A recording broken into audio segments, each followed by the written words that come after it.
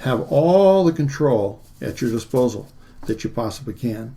So now we're working in reverse, obviously. I mean, that's a foregone conclusion, but I just want to emphasize it.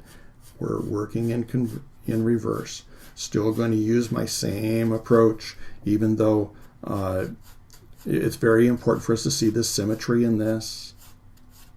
Try to duplicate the curve on both sides. I know a lot of you struggle with the shapes, and I think that's really important when we have something so manufactured like this. Can we see the shape? So you can start seeing my lines as I'm coming in here. And this way, if you have anything you need to correct, you have that opportunity to do it. But how are you going to separate it from the background? I left this reflective edge around here, and there's a slight reflective edge here. You can decide where things should fade off. If you want to fade it into the background a little bit more in places, you can decide where it would be good to do that.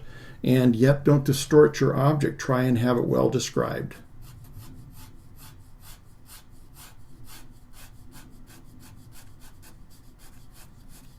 So many ways, as I've said. You can have an extra print of this and go ahead and take your blade and your X-Acto knife and just cut it out and use that as a starting template so that, I know some of you may not be where you're at to be able to just draw freehand entirely, but keep challenging yourself. I'm not trying to say this is the only way to go, but if it's your way and it's the only way you're going to accomplish it, I think it's perfectly acceptable to get a start here.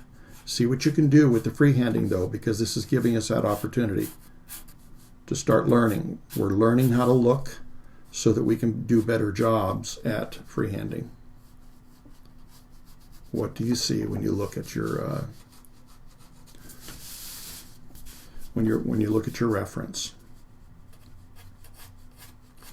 Are you seeing this curve also? Is it going to be higher on one side than another? Do you see this ellipse?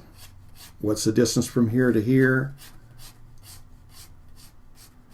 And yet, as I'm sketching this out, I may very well find that I am sketching with the pencil a little bit, and I might want to take some of this off.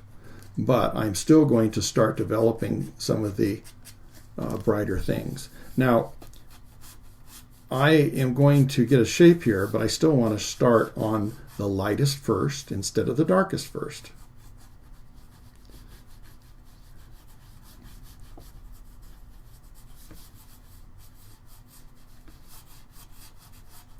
And think water.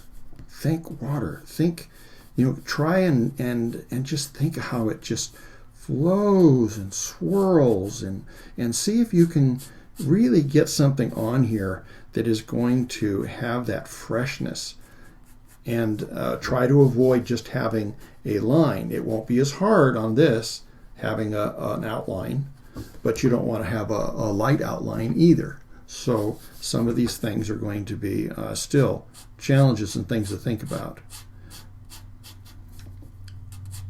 I found when I was doing the light bulb that it was much better for me. Here I am swiping my eraser because I want to have a clean edge. It was much better for me to do as much as possible without ever going to the next pencils. I found there was very little range with this black and white, white on black.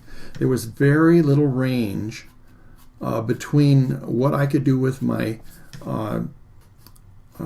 color ace and what I wanted to be able to do to highlight things a little bit more, but I still wanted to be able to alter and change things.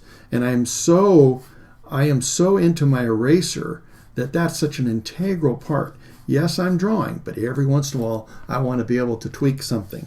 I want to be able to have it become just a little softer, or diffuse an edge, or or take out something so I see a little black or some dark through there. So last week I jumped to the chase a little bit quicker because I wanted to show you, then you start building up and you do this and that. But I don't really want to do that right now because I would like to have you have the patience to come in here and develop most of your drawing. You can still model it, you can still change it, alter it, but I want you to be able to model most of your drawing with that color race and show some patience on it. I think in the long run it is really going to help. It's the same thing as being very patient with that 4H and not jumping ahead to the darker of softer pencils too quickly.